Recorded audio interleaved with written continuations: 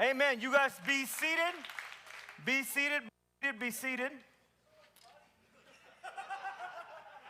Are we there, JP? Yep. Okay. All right. Well, we want to, first of all, say hello to our extended family online. If you're joining us on Facebook Live tonight, or if you've caught us on YouTube, you are welcome in this place tonight. We are so glad that you decided to take the time out of your day, your night, wherever our roads intersect. We are happy that you are here tonight. We hope you enjoy what it is that we're actually going to be doing. So here it is. Tonight we are going into what we call, this is True Religion. And we're in a series called True Religion. This is week 2 of True Religion. And going back to that song, and I always like to express the words in the songs is, I'm going to climb a mountain. I'm going to climb a mountain. I'm going to shout about it. I found a world of freedom. There's something when you allow for yourself to just be free. There's a freedom when you don't care about what people think. There's a freedom that you have when you have a peace inside of you that guides you, that leads you, that no matter what storm you're in, you've got a peace, and that peace is freedom. And it says, I found a friend in Jesus. Last week we talked about getting focused like never before. I shared my heart in this whole series and this idea of true religion. What is true religion? We called it the Level Up Tour. We said that in this season, to be focused like never before. Because like the saying goes, if we want to go to higher levels in our faith, we want to go to higher levels than everything else in the world. We want to go higher levels in our pay bracket. We want to go to higher levels in our PRs in the gym. We want to go to higher levels than everything else. But when it comes to our spiritual journey and our spiritual maturity, we should want just the same. Higher levels, bigger devils. And some of you may have experienced some of those bigger devils this last week. We also said that, I talked about video games. They don't get easier as you go to higher levels. They get harder. More obstacles to trip you up, more difficulties, more challenging, all in an attempt to trip you up. And some of you this week got tripped up. And it's okay, because I'm glad you made it. But understand that that's the goal, that's the agenda of the enemy, is to trip you up, send you rolling back down that high horse you were on, that mountain you were on, all the way back down to level 1. Discouraged, frustrated, and feeling beat up from all the bumps and bruises along the way. We talked about John 10:10. The thief comes only to steal and kill and destroy. We talked about the thief, the enemy, El Diablo, the devil. He comes to steal, kill, and destroy. He wants to steal your peace. He wants to steal your joy. He wants to steal your identity. We talked about it over and over again. And many times when he takes those things from us, ultimately he wants to kill the dreams that we have. He wants to kill God's purpose for our life. He wants to destroy you, every single one of you, and he wants to destroy me. That's just the reality of it. We don't have an enemy that is, sometimes he likes us, sometimes depending on how he wakes up in the morning. No, he hates you and he hates me. In fact, we have a very special guest with us tonight from John 10:10. I want you guys to give the greatest boo of all time to the thief. Yep, we've invited him here tonight to give you a visual. Okay, here he is tonight. He is wearing shorts. He does need a tan, and this guy right here, I don't know what, he has something in his hand. In Jesus' name, give it to me. So, we're not usually this corny, so just enjoy it tonight. He has somebody's heart. He wants to steal your heart. He wants to kill the desires of your heart. He wants to destroy your heart. I'll give that back to you for now. The thief, give it down for him. The thief, give him a big boo. Boo, yeah, boo. Boo-hoo, boo. All right, some of us, we'll get back to him in a minute. Some of us are only experiencing, like we said last week in this verse, we only experience this half of the promise. So there's something in it. He always sets it up with a premise and a promise, and this just kind of tells us what this dude's agenda is. He doesn't like you. And I'm not saying that the devil says, so please don't please don't go too overly spiritual on me that he has. Well, he doesn't have a red, you're inviting the devil in here, you're inviting his presence, and that's a Halloween mask, and just stop. Yeah, I'm just going to say that ahead of time. And online, I'm sorry, don't click off yet. We got some good stuff for you. But this is a visual illustration of who the world sees him as. And that's his only agenda, is to steal, kill, and destroy. And some of us, like I said, are only experiencing this half of the promise. We did a group activity last week. And we said on a scale of 1 to 10, we did it all throughout. We said on a scale of 1 to 10, 10 being the highest, 10 being on top of the mountain, and 1 being at rock bottom, where would you gauge your spiritual life? Where would you gauge yourself at on that scale, on that sliding scale, on that mountain? Where would you gauge? And we saw that across the room, the average was, we were close to maybe 5.5, 6, okay? That's where we ended up at. So if our spiritual lives are just average, I believe that there's a great opportunity in that. Not to beat anybody up, there's a great opportunity in our spiritual, I guess, being honest with the fact of where we're at right now. And the thing is if you recognize where you're at and you don't pay attention to where you're at, or you don't start to do something about it, you'll never just stay at the same point on the mountain. If you don't do anything, you always drift south. It's just the way it goes. The gravity, it pulls you down. The enemy pulls you down. The thief pulls you down. And my question tonight again is, how's your average? Did you increase your average last week? Did you add to the group's average that you're in right now? Do you add to the group's average, or do you take away from the group's average? Do you rate yourself higher than you think you are? Do you rate yourself lower than you think you are? Where are you at on that scale? Are you helping to pull the group's average up, or are you dragging people back down the mountain with you? And I don't say that to condemn you, but I do say that each one of us is responsible for our own spiritual walk. Amen. You can't have somebody, and we'll feed you on Wednesdays and Sundays, but when it comes to the other days of the week, you got to feed yourself. We've talked about this. We're not going to show up at your door every week and say, here you go. Here, let me read you a couple Bible verses. And you guys have apps that'll remind you. You literally do have people. You have apps and reminders that are knocking on your phone every day saying, hey, here's a verse for you. You're like, I'll read it later.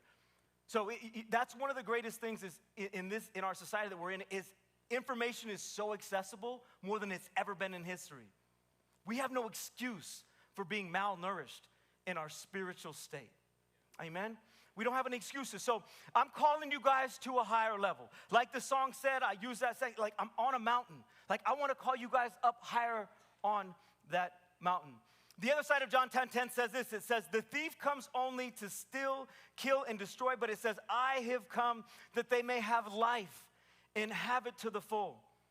Jesus is saying, but I came to give you an abundant life, a full life that's running over. How many know, like I said last week, a full life is the highest life that you can have. You're full. It's pouring out of you. And when you don't feel like you have anything to give, you need to connect, like they talked about last week, back to the vine. Having a whole life equals having a whole heart.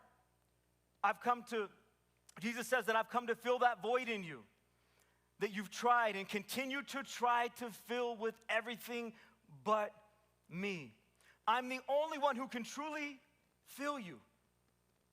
That's what he says. I'm the only one that can truly fill you, truly sustain you, and truly give you a content heart.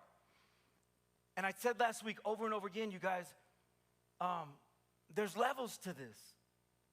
There's levels to this. One of the things that I told you guys earlier when I was going through the announcements, I said, when you guys got out there and you did the Halloween on the Halloween thing, the Fall Fest, the trunk or treat, when you guys show up and show out like that, well, guess what that means? You guys make me look good. Seriously. But that's the same way. That's the same way that God feels, and that's what he expects of us. When we go out there and live the life that we live when we serve others, when we love others, when we're a reflection of who Christ is to other people, when we give, when we're generous, we're making our dad look good. We're making our Father in heaven, we're making him look good. And so we have to understand that nobody wants average kids. I don't want to be an average kid. I just don't want to be an average kid. I want to be able to make my Father look good. And so there's, like I said, there's levels to this. You know, if you looked at your, going back to the whole thing of your physical state, like, I mean, just look in the mirror. You can see how much exercise that you've been doing. It's a reflection of the work that you're putting into it. But I don't know why so many times we think that we cannot put anything in, and we're just going to kind of get through, and then people see the poor reflection of who we are of Christ, and they're like, I don't want anything to do with that. That's just being real. There's levels to this. And by you guys being here and continuing to show up here, I am proud of you for doing that. But we're going to take it up a notch. Okay? We're going to take it up a notch. So how do we level up? How do we sustain our growth, our excitement, our inspiration, our hunger for God, our fire that we have at moments for Jesus that seems to fade? The one who saved us, the one who we owe everything to. How do we do this? Our key verse for the series is going to be in James 1:27, and we talked about it last week. I'm going to blow through it. It's religion. We talked about true religion. Religion that God our Father accepts as pure and faultless is this. So basically, when we're making God look good, here it is. He sums it up. Is to look after orphans and widows in their distress. So to look after distressed people. And some of you, when coming here tonight, I saw the look on your face in the lobby. You are distressed. And this is a place that we should be able to have enough in us to meet that distress that you came in here with. But I think that there's a point that we have to get to where we start to say, okay, my distress, is it self-inflicted or is it God allowed? Have I inflicted this on myself? Because the next verse says, we have to be able to help people into distress, but a lot of our distress, to keep oneself from being polluted by the world, it's our own self-pollution that causes us to have distress. It's this. And so I think that we always have to ask ourselves that question responsibly: self-inflicted or God allowed? We're quick to blame people. If I didn't have these parents, I didn't have these brothers, I didn't have this sister, I didn't have this girlfriend, if I didn't have that boy, if I didn't have this, if my life wasn't the way it was, then my life would be great. Okay, good luck with that. We have to take responsibility. We can't change people. All we can do is change the way that we respond to people and what we choose to do ourselves. That's it. That's it. So it says, two parts to it is to look after people and their distress and to keep oneself from being polluted by the world. Pollution. We'll be talking about that in the weeks to come. There's two parts to this verse, like I said. I want to ask you, though, what's polluting you? Going back out, I pour all this in, and I try to put together something for you guys that you can understand that hits. And then when you leave out of here, what did you do with the meal that I set up for you last week? Did you go right back to just feeding it pollution? You got me working overtime to be able to try to pour so much into you, and then you go and pour pollution right in the middle of it as well. And you're polluting what it was. I try to pour goodness, and then you put pollution right back in you. That's on you. And listen, I'm not trying to, again, my heart is I'm not condemning you. I'm not beating you up. I'm just being honest. I'm being honest. We have to take responsibility. There has to be responsibility. If we want to get to the next level, if we want to, you go hire a trainer. People pay. I want to tell you guys tonight, and I'm gonna vent for a minute. I looked up how much counselors make, how much psychiatrists make, how much even palm readers. If you want to go worldly on me, go ahead. When you go to people for therapy, when you go to people for counseling to guide you, to lead you, they're going to charge between $75 to $300 an hour. This is free $99 every single week. You guys get it for free $99. And sometimes I wonder if I started charging $5 at the door, because people have conferences who have good information to give people. And if those people that go to those conferences, no matter how much they pay, if they don't walk out and do something with it, they wasted their time. And we get it. We understand it. It makes sense when we look at the world, the way other things happen. But let's take that in here and use that as a template. So what I'm telling you is I poured out a feast for you last week.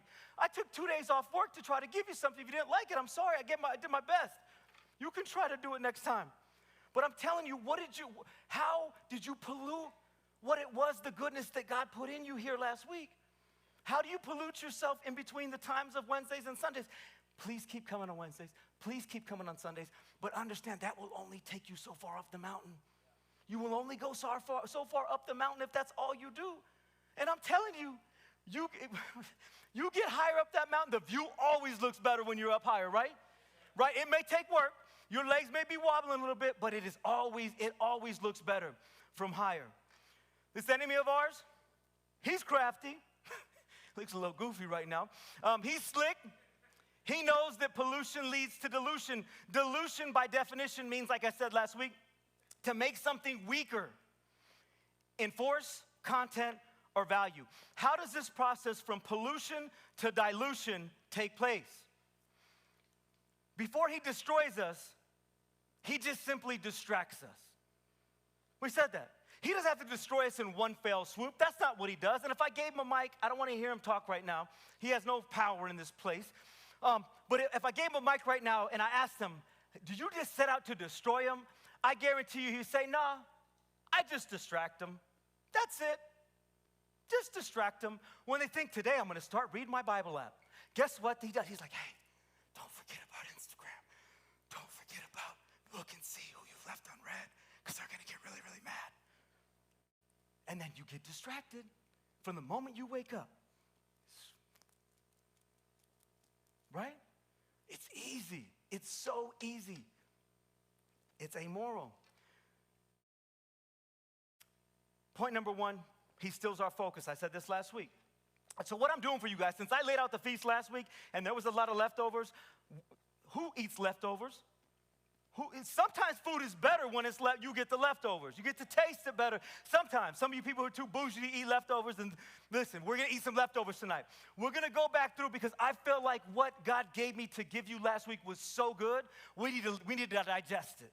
We need to get a little bit, we need to digest it because I think that if we digested it, we wouldn't have let that pollution come in and start to steal it from us right away as quickly as he did. There are boo-hoo. There are 3 ways that he steals our focus, 3 different weapons he uses to destroy us. These 3 weapons can blind, blur, and even give us backward vision. We're going to lay down we're going to dig into and kind of try to digest the foundation that we laid out last week. So the very first thing, I want you guys to pull out the sheets, pass the sheets out around your tables. We're going to give you guys something here online in just a minute. So just hang tight. At home, if you can grab a piece of paper, that would be great as well. So if you grab a piece of paper and a pen, we'll give you a minute while everybody's handing that stuff out. So the very first way that we talked about last week is what he does is these are his weapons. And so that's his weapon. He uses his weapon. And this weapon that he uses, the very first one that I'm going to take from him, that I just gave to him, it's called isolation. Okay? He uses isolation to steal our focus. So the very first weapon that he uses to knock us back down the mountain is just keeping us by ourselves, of keeping us away from here. This is what he uses. Right here, isolation. So the very first weapon he uses is isolation. He looked at me. I won't do that to you. Yeah, never mind. All right. So we said that isolation, my level of isolation affects my level of elevation. I'm going to give you the cliff notes from my conversation last week. I shared this with you real quick. I'm going to just bring you right back. If you weren't here last week, I want you to catch up too. This young man, I asked him, I said, how are you doing?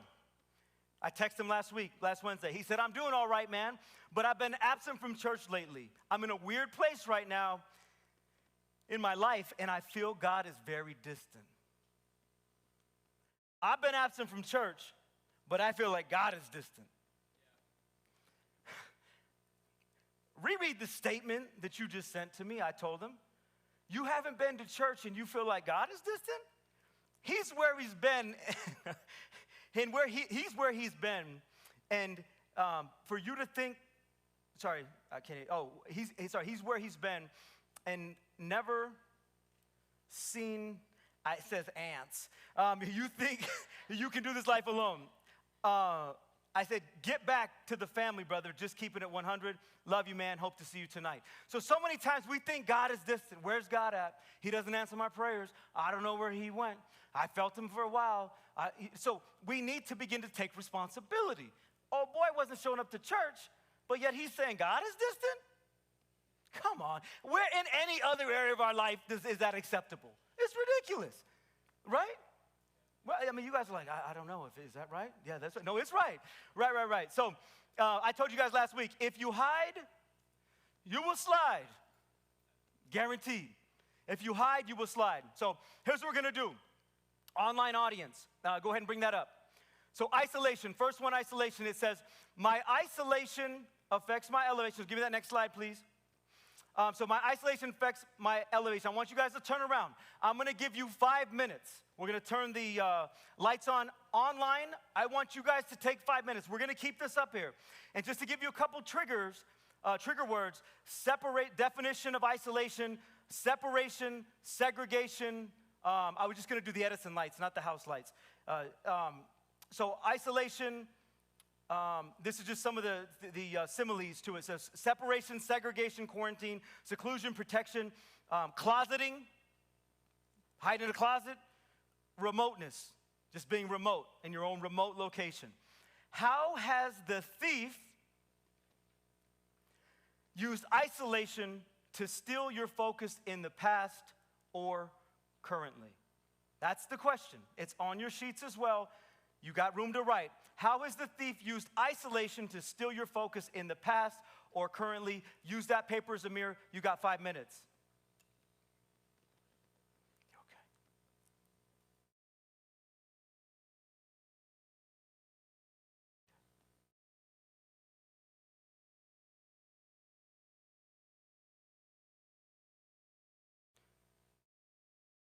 Yes, sir. Yeah, you can write it out. If you want to write some notes down, you can write a couple things out. If you want to, you just jot some things. You're not talking with each other. It's just one-on-one, you and you. Sorry for not clarifying that as clearly as I should have. So just take 5 minutes. I gave you, everybody's got a pen. Take some time to write. How has the thief used isolation to steal your focus in the past or currently?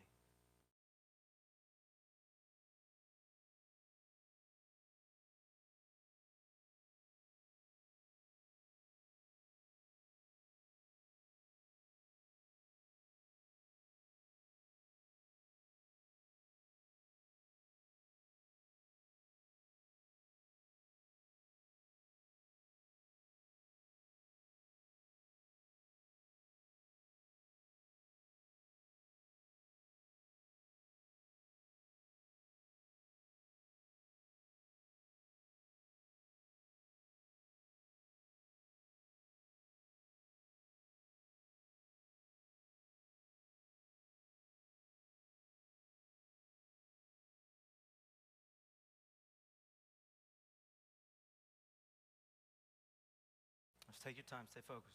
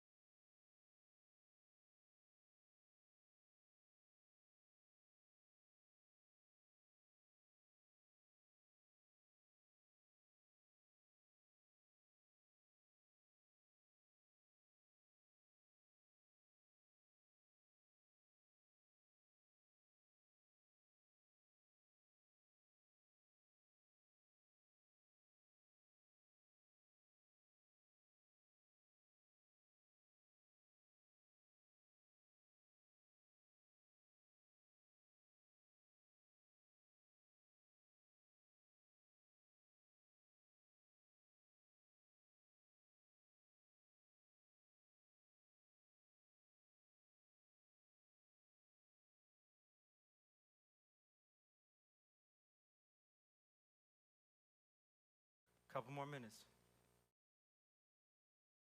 Actually, about a minute and a half left.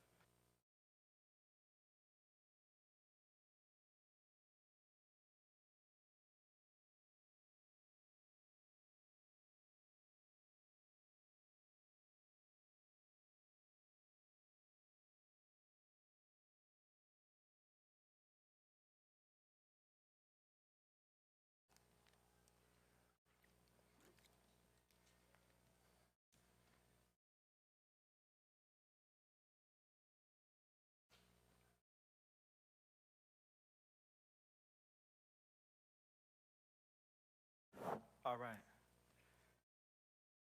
All right, we're back live. We're back live. I hope you guys at home wrote something down. I hope everybody has something written down. So here's what I'm going to do. I need one volunteer, okay? I need one volunteer that wants to share from table 7, one volunteer from table 8, so tables 7 and 8 up here, one volunteer from table 7, one volunteer from table 8, one volunteer from table 1, and one volunteer from table 2. Step on up and get ready. Come on up. Come on up. So whoever it is. So one volunteer from table 7, one volunteer from table 8, one volunteer from table 1, and one volunteer from table 2. Just step on up and have a seat.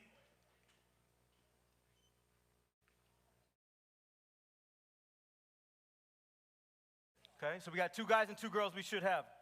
I need one volunteer for, what table did you come from? Okay, there we go. Okay, perfect. Come on up. There's a mic right next to you, so go ahead and grab that mic. You know how to do that one. Go ahead and turn it on. That one's not on. So we're going to start out, ladies first. Ladies first, ask you the question, how has the thief used isolation to steal your focus in the past or currently? What would you say? Okay. You go use the mic. Oh, where is it? Right there next to you. So there's a mic next to you. You got to use a mic. I see it. What's that? I see it. I'm waiting for it. Okay, cool. Just making sure. You don't get no mic, bro. You got a mic. Okay, go ahead. By making me feel like there won't be anyone at any church I go to that's my age or as weird as me or that has as many issues as me, that, you know, there won't be anyone that's like me at any church I go to, so it's not even worth going. Say that again. Read that one more time for me. Listen up, Everett. Hold the mic up a little bit closer to you. I can't. Oh, you can't? She's like, my bad. It's stuck on the couch. Oh, it's stuck on the couch. Okay. Oh, it's stuck around the couch. Oh. There we go. We're online. Everybody, there gives you. Does that give you a little more? Yeah, that's good. Okay, cool. Go ahead. Sorry. By making me feel like there won't be anyone like me at any church that I go to, like no one my age or as weird as me or that has as many issues as me.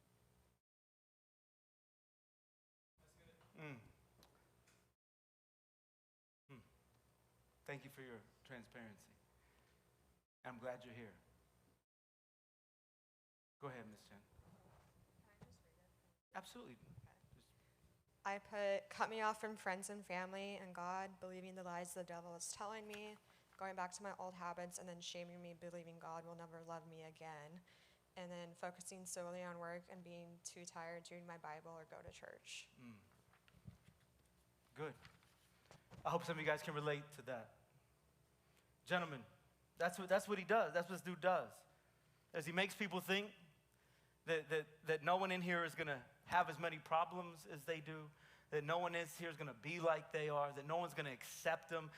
That's what he does. That's how he steals God's children from God's house.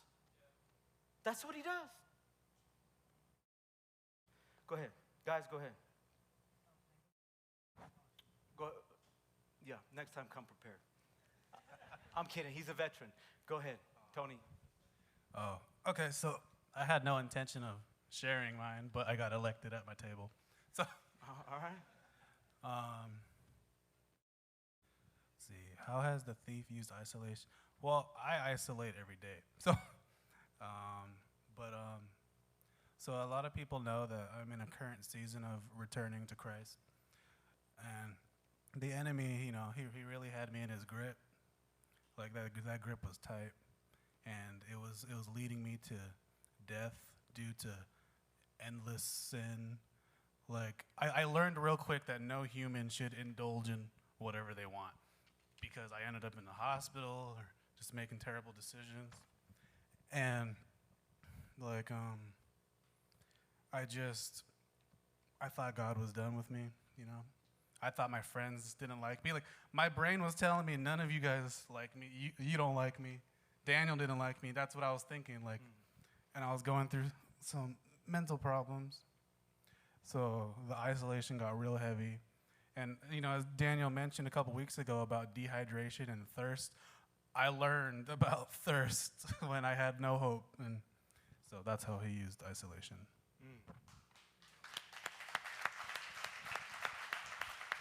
You ready? Go ahead. Okay.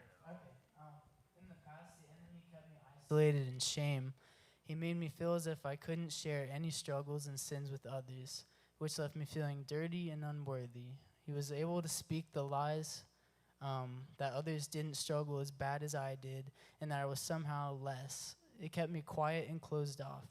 My relationship and identity in God was unable to thrive because I was identifying with my shame and sins rather than my identity in Jesus and his forgiveness.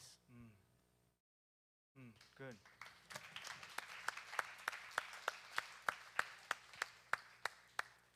He's an identity, the greatest identity theft of all time. That's his name. He's the thief. He wants to steal who you are, who you think you are, who you want to be, in every which way that he can possibly do it. So let's give it up for these four. You guys go ahead and have a seat. Give it up one more time. Thank you guys for sharing. Thank you for sharing. Thank you for sharing. So moving right along. We talked about last week, public enemy weapon number 2. So the next weapon he uses against us to try to knock us back down the mountain, we talked about infatuation. Infatuation, and my infatuation affects my elevation. Infatuation is an intense, here it is, listen to this. And you kind of even hit on that a little bit, Tony. Infatuation is an intense but short-lived passion or admiration for someone or something. Okay, we don't have to switch to that for the online people yet. We're not going to do the 5 minutes yet. We're going to talk about infatuation real quick. His second weapon that we're going to take from tonight is infatuation. You guys bring this up here for me real quick. We're going to do a quick recap. 2 guys, just very easily. Boom. There you go. More support. Look at that. Okay, cool. So we talked last week. Somebody made a meme, which I loved dearly. But we talked about one of the greatest places that infatuation takes place at is in relationships, right? Well, it says someone or something. And I want to say that it can be either one. Infatuation is just that intense feeling that you get where you feel like you're hungry for something that you know is probably not good for you. You feel like your flesh, it's the way I get when I see sweets. And so what we talked about last week, we went through and we talked about relationally. But remember, this can be anything. This can be success. This can be trying to position ourselves and get into a place of with financially and thinking that I just want to make money. I'm going to make money. I'm going to stack money on top of money. And if I just make more money, then that'll do the trick. Just let me know how that works out for you. Okay? Just like Tony said, I gave into everything that he was infatuated for. I'm going to get everything that I feel like I want, I'm going to give myself to. I knew you'd end up back. And I'm thankful that you're back. So, we talked about in relationships, this is the last time we're going to talk about relationships for a minute. We said that there's certain ingredients. The good news is with relationships, here's the I'm going to try to do it in 2 minutes. So, in relationships, what we see is we see somebody we like. We talk about somebody as being the cake that we want. We see the box, outside of the box, and Marty even touched on this a little bit. And the good news is God gives you a desire. If you like white cakes, if you like chocolate cake, if you like big cake, you know what I'm saying? If you like cupcakes, whatever kind of cakes you want. If you like healthy cakes with no carbs, if you like keto cakes, whatever kind of cake you want, God has given you a desire, and we have the freedom to choose. But we've seen that one thing that we want to understand is it's not just what's on the outside of the box that's more important. Marty talked about it earlier this week, that there is a Jackie and a Jack inside of every one of these boxes. There's somebody that as you keep turning, as you get to know them, as you get to know them more and more and more, all of a sudden, at one point, here comes Jackie or Jack out of the box, and they just let loose. You get to see who they really are. And the truth of the matter is, if we ever actually looked, we knew the cake that we wanted, but there's two things. There's ingredients and there's instructions. There's ingredients and there's instructions. The ingredients tell us what kind of person that we're looking for. And many of us don't even understand the kind of ingredients that we're looking for because we don't even know who we are yet. We've had our identity stolen by El Diablo, and we're trying to find out who, we don't even know who we don't even know what kind of cake we like. We don't. We haven't even taken the time, and that's why it's so important. And during this next season, as we end this year, I want to encourage you guys to maximize your singleness. I want to encourage to maximize that. So you start to get to know yourself more. You start to get a relationship with God. God will show you what kind of cake that you like. So there's certain ingredients that we're looking for, and we have to pay attention to the ingredients that we use. Because many times we enter into the relationship just because we like what's on the outside of the box. And it says here on the box that we need 3 eggs, but I'll just use 1 egg. He's just kind of a Christian. He goes to church. He doesn't have 3 eggs. She doesn't have 3 eggs, but I'm okay with settling just for this. Or maybe they don't have any relationship with God. Maybe they don't even like to come into church. Maybe they say, religion, I'm not for it. I don't really do anything like that. Well, okay. Then good luck. When you start fast forwarding that to raising children, I'm telling you, that's a whole nother thing.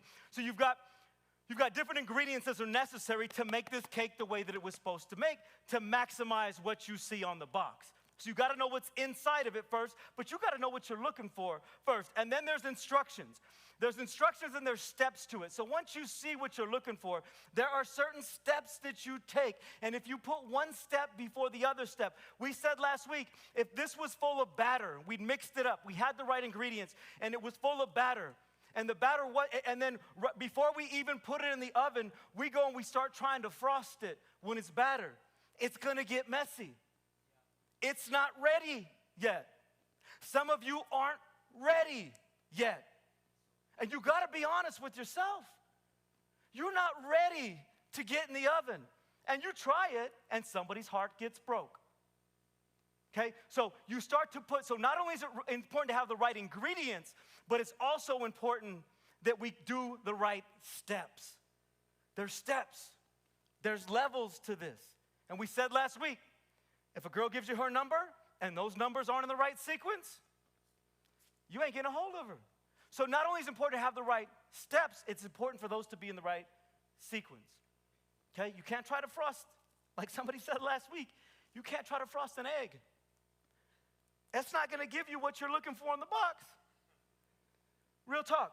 So that's the extent. And Pastor Marty, he had something to throw in last week. He said that many times when we put it in the oven, what do you have to do before you even frost it? When it's hot, you got to let it cool down. You got to let it cool down.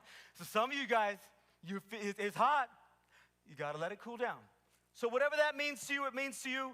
I hope that means something to you online that joined us. That's the Cliff Notes version. If you guys would do me a favor and take this back down for me, please. So you guys at home, take this to that. Okay? You guys at home, you have 5 minutes. 5 minutes. You guys in here, you can turn back around. Edison lights on, please. We'll go right back. We'll do the same thing with infatuation. Whether it's a person, whether it's a place, whether it's a thing. Here it is. Infatuation, we put the definition there. It's an intense but short-lived passion or admiration for something or something. How has the thief, El Diablo, used infatuation to steal your focus in the past or currently? Be honest with yourself. Give me some answers. Thank you. Online, go for it. 5 minutes.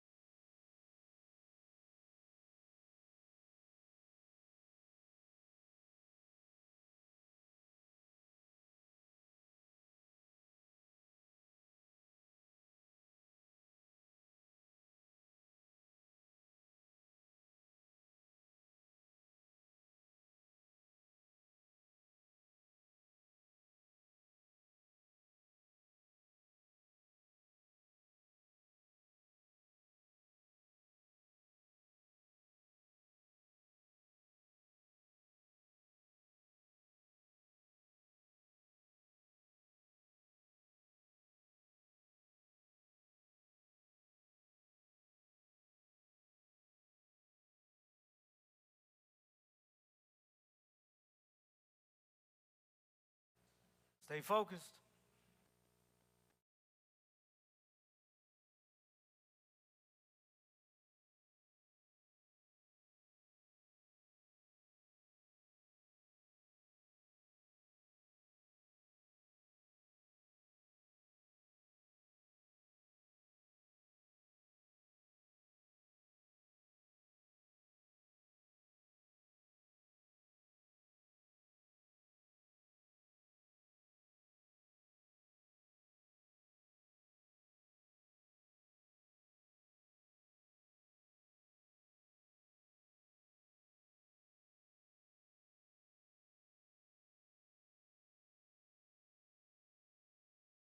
You guys got about 3 minutes left.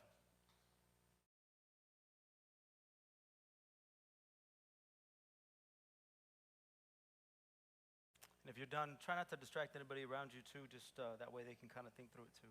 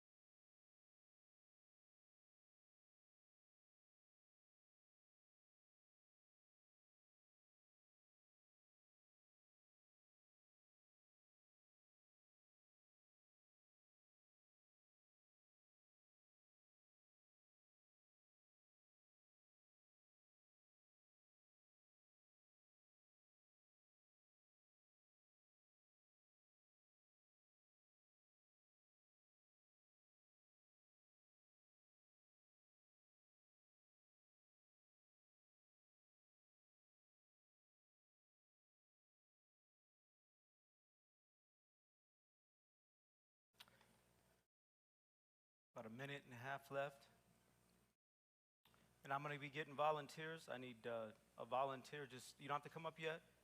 I need a volunteer from table 11, one volunteer from table 11, one volunteer from table 12, one volunteer from table 5, and one volunteer from table 6. So start thinking about that. You got a minute to think about it. Once we invite the online community back on, we'll go ahead and we'll have you guys come on up. 51 seconds left.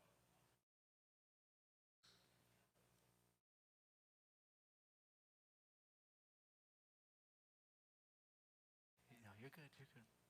Good to see you.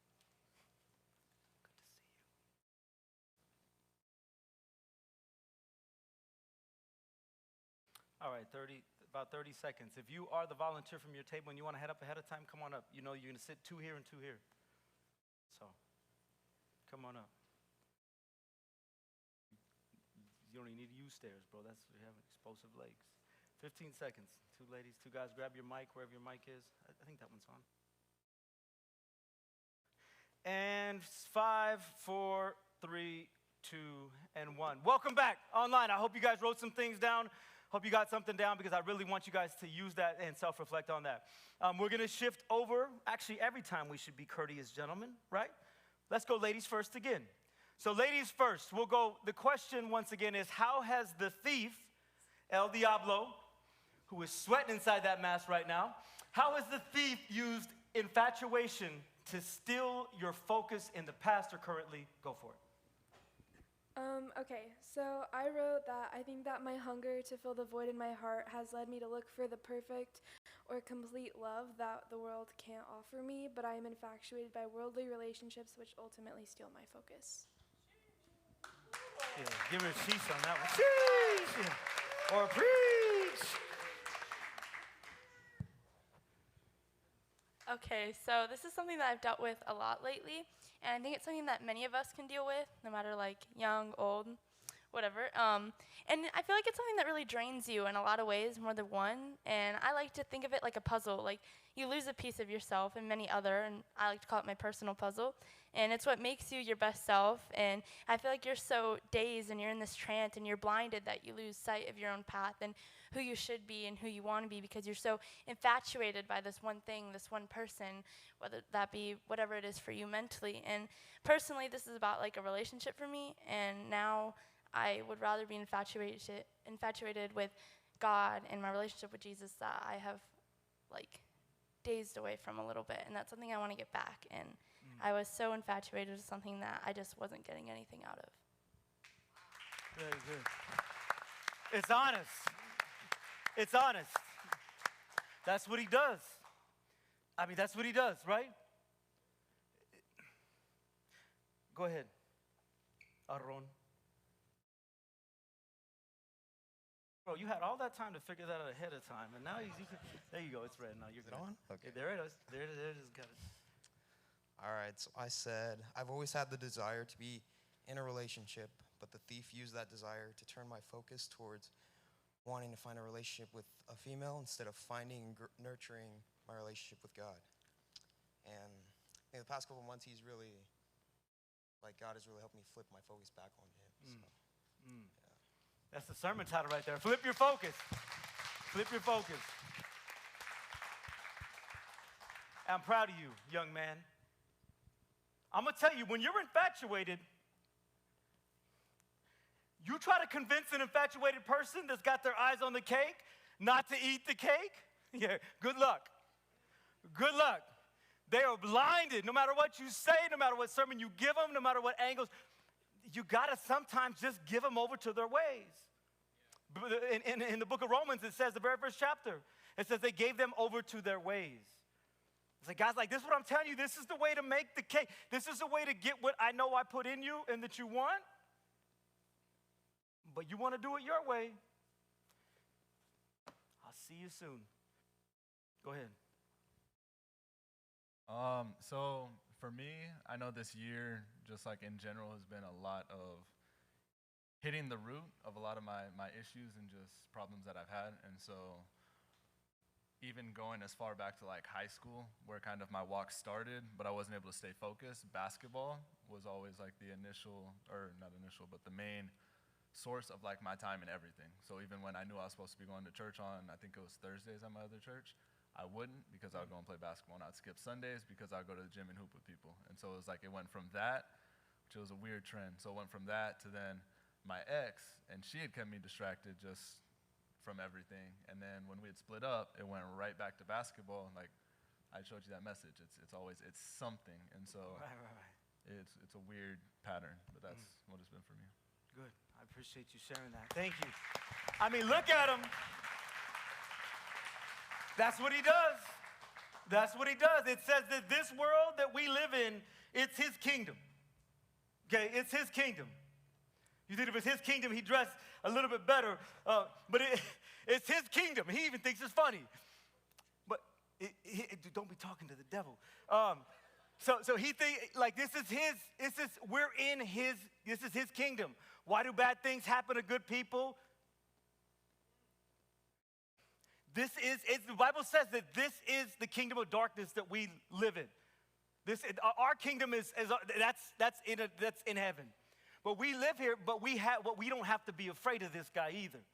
Okay, we can live here and continue to spread the kingdom in his kingdom. Give it up for these guys right here. Thank you guys. You guys can head on down. We got one more. One more. You're still here. All right, well, last one. So, the last one we talked about is indiscretion. Indiscretion, the last weapon that he uses, well, that's his little, that was not meant to be. So, that's his little rat. Indiscretion. Indiscretion. What does indiscretion mean? Some of you guys needed a laugh. You can laugh at church, right? Indiscretion, it means the behavior or perspective that displays a lack of good judgment. And these kind of all work together. They all kind of work together, but they're different. Indiscretion, basically making bad decisions. We talked last week about my man Jalen. Thank you, Jalen. Jalen let us share his story about Jalen trying to drink a gallon of milk and then trying to drive back down from up north in a car in the back seat. And Israel told him, that's not smart. Don't do it. Jalen did it. Jalen's driving, he's in the back seat. Jason's driving his car home. And Jalen proceeds to decorate his dash, his door, and Jason's shoulder with vomit. Indiscretion. Jalen's not going to do that again. And so a lot of times we realize that we've made bad decisions. And I love Proverbs 26:11. It says this. It says, foolish people who do the same foolish things again are like a dog that returns to his vomit. It's like the light comes on, right, Aaron? You say, listen, I know this broke me down. I know this robbed, that this thief is stealing my joy, my purpose, my passion. He's stealing my life from me. And you get a moment of clarity, and you go right back to it. And I said last week, as gross as it was, Israel posted the video today, that would be like Jalen throwing up all over Jason's shoulder in his car and be like, man, that was a bad decision.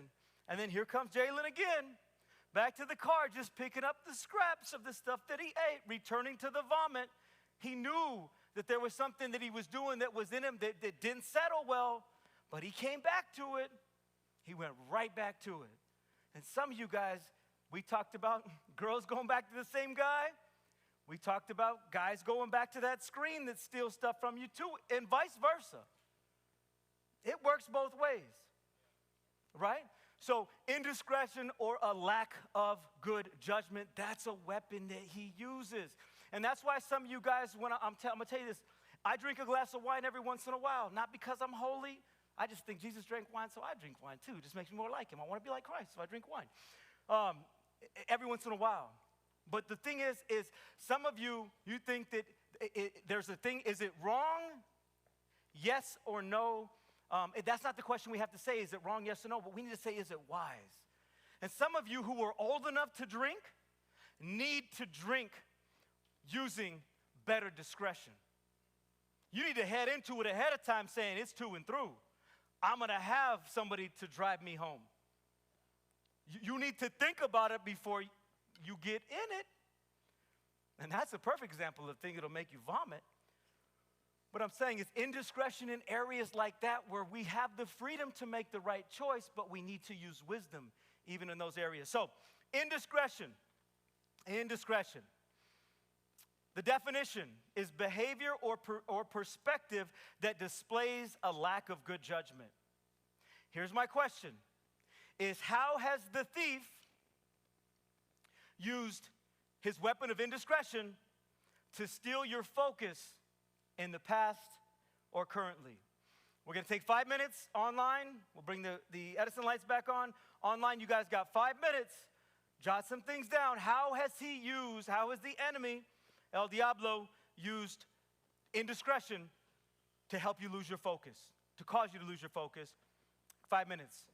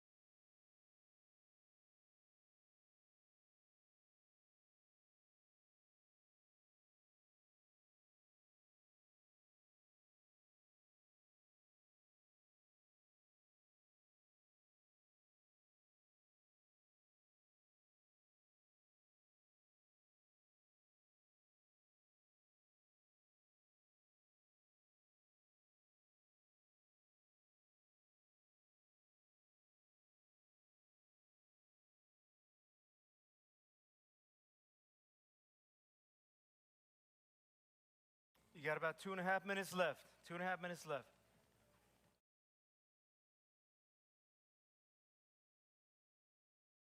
Remember, just try and be, if everybody's your table's done, cool, just keep it down just a little bit. I mean, just kind of whisper a little bit. I don't want anybody getting distracted that's actually really trying to focus, because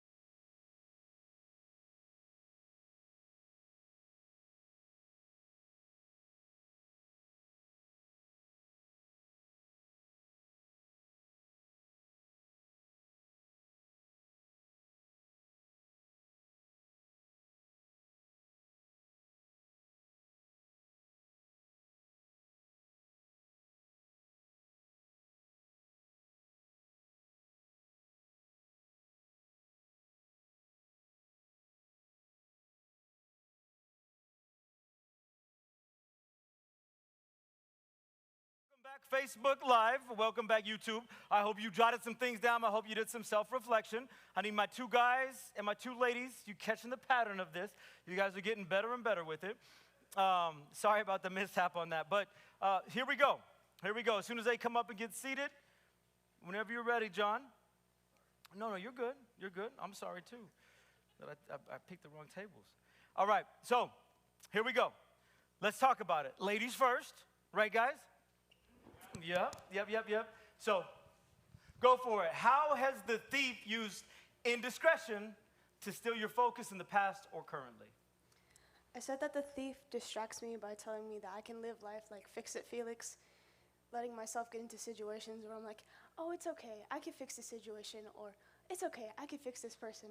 But in the end, like, you can go through the situation, or you can be in like a relationship with this person, and then realize that even if you can fix them, that it wasn't worth it.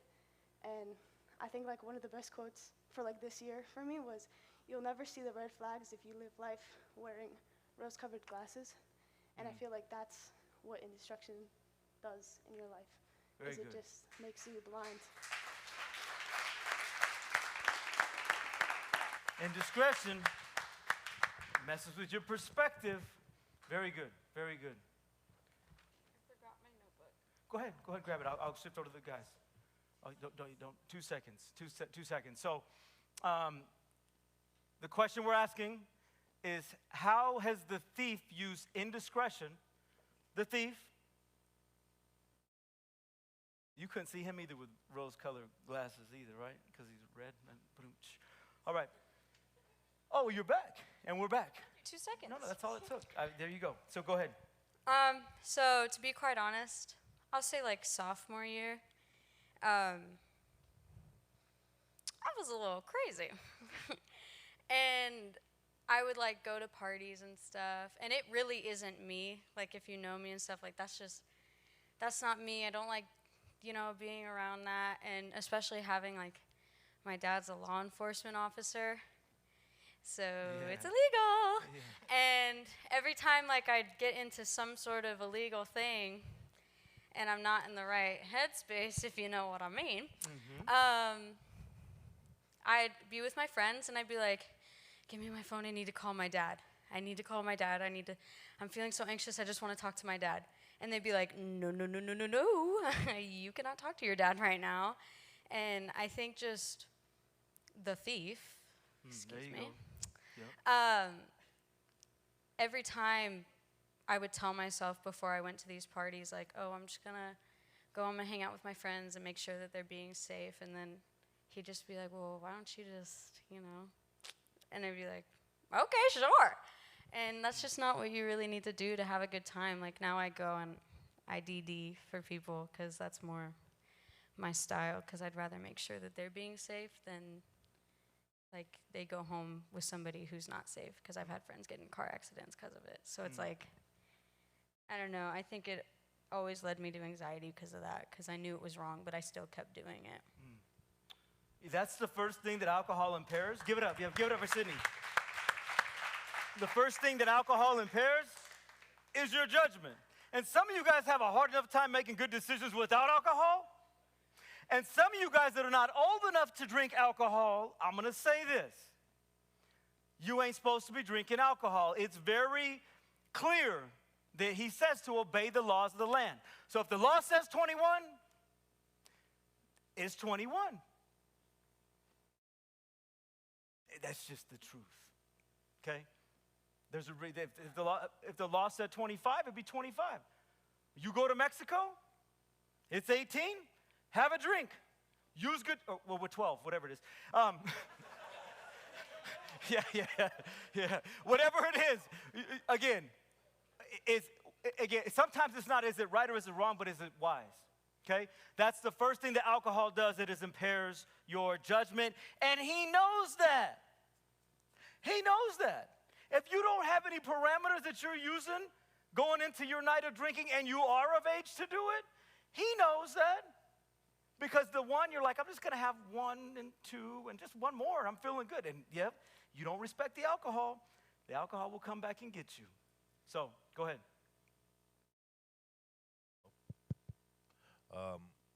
Well, I have a problem with like anger management. Like sometimes people say the wrong thing, set me off real quick, and it's just kind of like a habit, and it's kind of like what you say, the dog running back to its throw up, just over and over again, because it's just so easy to get mad all the time. And so basically, I just get mad about things really easily. That's the problem that I have with it. This. Good.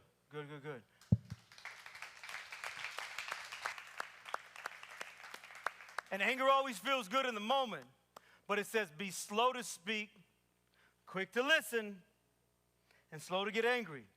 Anger is 1 letter short of danger. It is. Go ahead. Hello? Okay, cool. Sorry.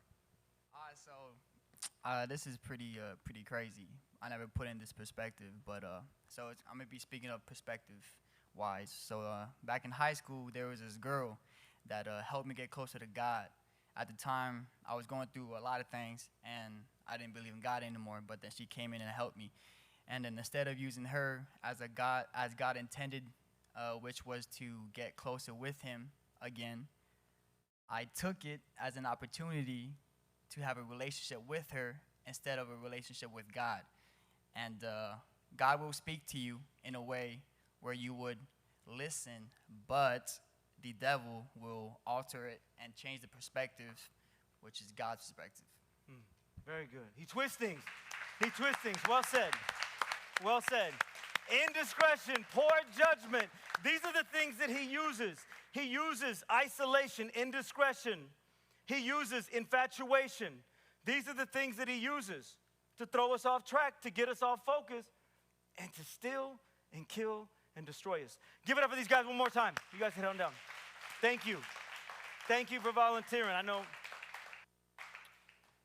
All right, so we're wrapping it up.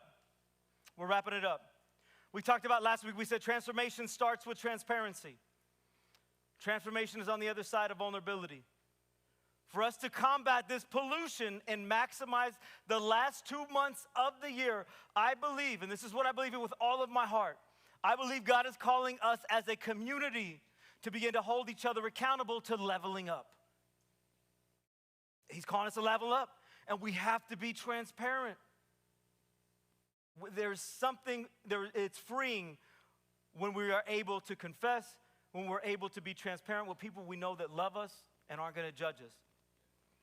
2 things that I believe will open up the floodgates for the next wave of hurting souls, and I believe God is waiting to bring our way.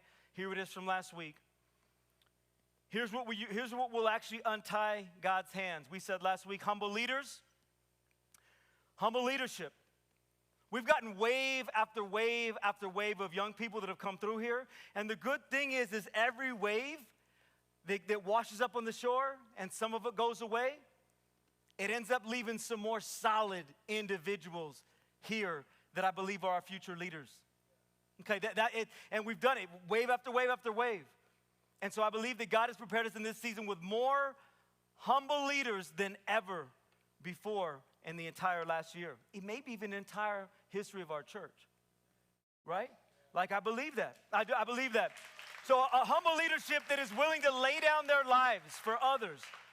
Want to say, you before me. I may want to do this, but I know if I do what I'm thinking about doing and that I'm infatuated with, and I'm going to cut myself away from this group and I'm going to isolate myself, I know that if I do, if I make this bad decision and use indiscretion in this decision, I know that I'm going to have to look you in the eyes when I come back to the family and be like, man, I can't even look you in the eyes.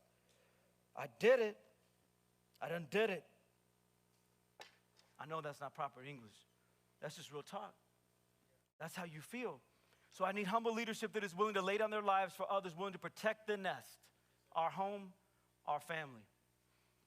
Secondly, we need some coachable disciples. We need that next wave of leadership. Coachable disciples simply are those that give permission for accountability from the family and our humble leadership. That's what it is. It's saying, you know what, I want to be better. I don't know how to be better. And I said last week, follow me as I follow Christ. I don't know what we're doing. I didn't know we were doing a year ago. And here we are. All that I've kept doing is saying, Jesus, I'm going to keep trying to be like you. I'm going to keep trying to press through. I'm going to stay connected to you so you can keep bringing fruit out of my life and be able to be a source of nutrition for you guys. That's my heart. So, I want to give it up one more time, so go ahead and you can take your mask off. Let's give it up. Online community as well. Let's give it up for El Diablo. He is sweating up a storm. Not many people could have sat there the whole time. And in Jesus' name, you're not the devil. I got a little gift for you. So I've got a couple of movie tickets for you, and I got a little gift card from In-N-Out for you. Appreciate you, my guy. Appreciate you. It's hot under there. I stayed under there for like a minute and a half, and I'm like, man, this is tough.